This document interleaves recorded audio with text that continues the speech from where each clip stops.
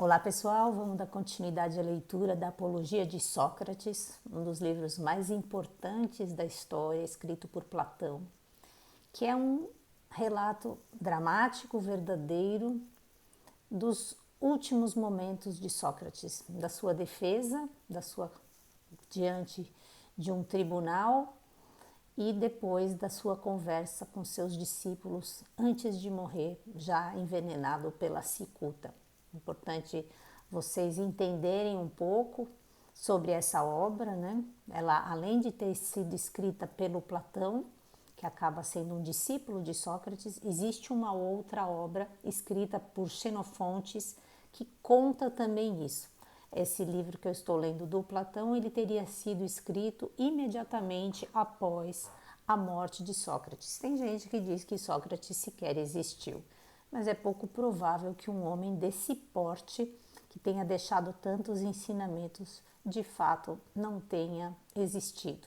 Meu nome é Jussara Gunthoff, eu sou aluna, sou voluntária de Nova Acrópole. A ideia desse projeto é um projeto pessoal para convidar vocês a lerem comigo, refletirem sobre as coisas que estão lendo e aprenderem, sobretudo, com esses grandes clássicos, vamos dizer assim, da literatura e olharem para a sua vida diária, assim como eu tenho olhado, e refletir, né? O que estamos aprendendo com o passado e como é que estamos hoje vivendo o presente, né? Como seres humanos. Uma coisa interessante para a gente entender, né, antes que eu continue aqui, já li uma página, né, desse livro, tá tudo no YouTube, então basta que você vá ao YouTube, Jussara Gunthoff, que você vai ter o livro e você pode acompanhar parte 1, parte 2. Uma coisa importante para a gente entender desse período da Grécia, né, que a Grécia ela não existia como Grécia, eram cidades-estados, então isso se passa em Atenas, que era uma cidade bastante importante, que num determinado momento entra numa guerra bastante grande contra Esparta, outra cidade-estado. Atenas ela acaba entrando no seu declínio e existem os tiranos que passam por ali, depois os tiranos eles caem, mas o que eu quero dizer é que existe uma série de conflitos acontecendo naquele momento.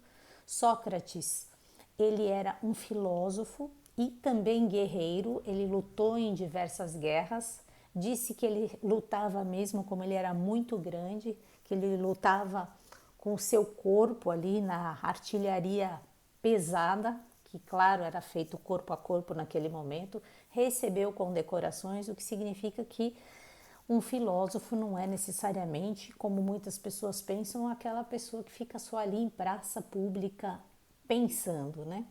E uma curiosidade sobre Sócrates, ele era filho de uma parteira, isso é bastante conhecido, Fenaretes, e ele dizia que o seu trabalho era também dar à luz as almas que estivessem grávidas da sabedoria.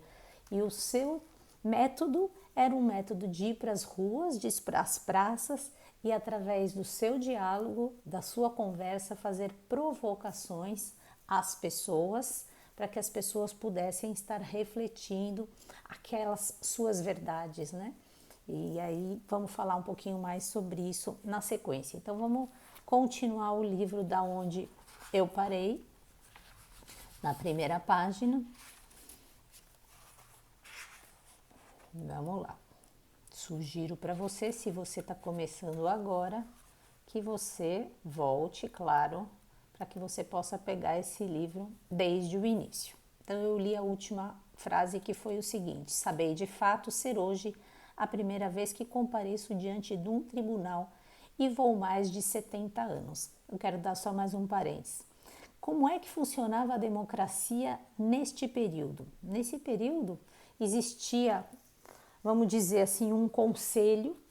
Qualquer pessoa que tivesse alguma acusação a alguém poderia chegar nesse conselho e dizer: olha, esta pessoa fez isso para mim.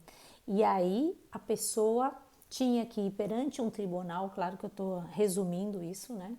Tinha todo um sistema, eram 9 cidades, 10 cidades, 9 desses conselhos tinham pessoas que participavam disso e eu estou falando conselho, mas não é exatamente essa palavra. E aí essa pessoa tinha que se defender perante um tribunal, e esse tribunal ele trazia pessoas, como hoje em dia se faz, do público para estarem ali como júris. Então, nesta época, eu já falei sobre isso na introdução, existia uma necessidade muito grande de argumentação, né, por vários motivos, né? Primeiro porque os cargos políticos eles eram considerados bastante importantes, era um período, né, de bastante movimentação política, e as pessoas tinham que ter também, além de essa boa locução para terem esses seus cargos políticos, elas tinham que ter uma boa argumentação para vencerem, inclusive nas acusações que elas sofriam. E aí existiam os sofistas, que ensinavam as outras pessoas simplesmente com belos discursos independentes de verdades para que as pessoas pudessem falar e convencer os outros. E aí existia toda essa postura do Sócrates contrário a esses homens que não se preocupavam com a verdade, mas simplesmente ensinar os outros, né, a falar para vencerem em argumentações, de uma maneira bem resumida. Então aqui estamos diante de Sócrates no tribunal agora, começando a se defender. E vou mais de 70 anos. Sou por isso verdadeiramente alheio à linguagem que se fala aqui. Se eu não fosse ateniense, perdoar-me-íeis sem dúvida que falasse no dialeto em que fora criado e à maneira da minha terra. Pois bem, peço-vos hoje, e creio justo, o meu pedido, que não olheis de má vontade o meu modo de falar, que poderá ser mais ou menos bom, mas que considereis apenas uma coisa, prestando-lhe toda a vossa atenção, se as minhas alegações são ou não são justas. Nisto está o mérito próprio do juiz, sendo o do orador dizer a verdade. Agora, atenienses, é justo que eu comece por responder às velhas calúnias espalhadas contra mim e aos meus primeiros acusadores. De seguida, responderei às acusações e aos acusadores mais recentes. De fato, fui acusado junto de vós, já desde há longos anos, por muitas pessoas que não diziam nada de verdadeiro, receando-as eu mais do que a Ânito e aos seus associados, que, no entanto, são igualmente de temer. Sim, ó atenienses, mais temíveis são os primeiros, porque, acompanhando eles a maior parte de vós desde a infância, me carregaram de acusações que não passam de mentiras e vos levaram a crer que existe um certo Sócrates, homem sábio, que especula sobre os fenômenos celestes, que perscruta o que se passa debaixo da terra e que de uma causa má faz uma boa. As pessoas que espalharam semelhantes boatos são, ó atenienses, os acusadores que devo recear, pois aqueles que os ouvem estão convencidos de que os homens que se dedicam a estes estudos não veneram os deuses. Acrescento que são numerosos tais acusadores e que há muito tempo eles me acusam. Além disso, dirigiam-se a vós na idade em que mais crédulos éreis, quando alguns de vós eram ainda crianças ou adolescentes, e faziam-me um verdadeiro processo à revelia, pois que ninguém lá estava para me defender. E o que há de mais desconcertante é nem sequer ser possível conhecê-los e dizer-lhes o nome, salvo porventura um certo poeta cômico. Mas os que por inveja ou calúnia procuravam convencer-vos, e os que eles próprios convencidos convenciam os outros, esse é que me dão mais embaraço, pois nem sequer é possível levar alguns deles a comparecer aqui, nem refutá-los. Vou parar por aqui. Uma coisa bem importante que ele está dizendo aqui: existia aqui nesta época um diretor de teatro que fez por 2 vezes peças onde ridicularizava Sócrates de alguma maneira, né?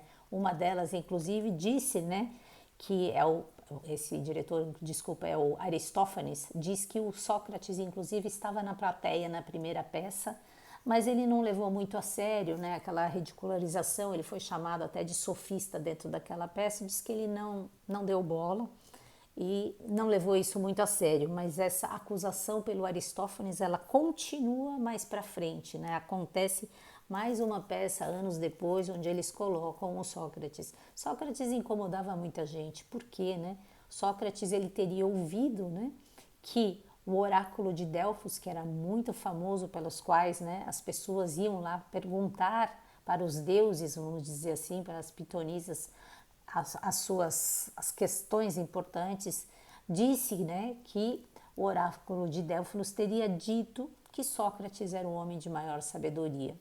E ao ouvir isso, Sócrates sai pelas ruas conversando com as pessoas, muitos sofistas, claro, muitas pessoas da época, que se diziam ter os conhecimentos, que achavam ter a verdade, e todo o método do Sócrates é fazer perguntas e mais perguntas e mais perguntas, de modo que, através das suas perguntas, a própria pessoa a quem está se perguntando vai ficando sem respostas e vai sendo evidenciada a sua ignorância. Por isso aí a gente tem, né, o famoso tudo que sei é que nada sei, né, que Sócrates diz, bom, dentro disso eu percebo claramente, eu posso não ser o mais sábio, mas pelo menos eu sei que nada sei, né?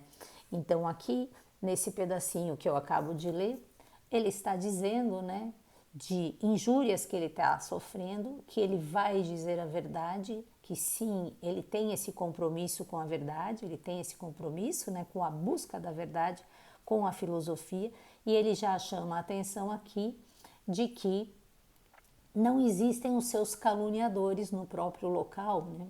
Quer dizer, na verdade, não existem aquelas pessoas, que são 3 jovens que vão acusar o Sócrates, eu vou falar sobre isso um pouquinho amanhã, que vão lá, mas o que ele está dizendo aqui, ele vai dizer na sequência, as pessoas que se sentem prejudicadas não estão no tribunal, nem elas, nem os pais, nem os familiares, então mais para frente ele vai dizer, existem os acusadores, mas eles se referem a pessoas que estão sofrendo, né, por conta da minha educação, que estaria sendo dada de forma equivocada, mas eu não vejo ninguém aqui que foi educado por mim, tampouco os pais dessas pessoas, porque se eu fizesse alguma coisa equivocada, certamente eu teria estas pessoas aqui, ou pelo menos a sua família.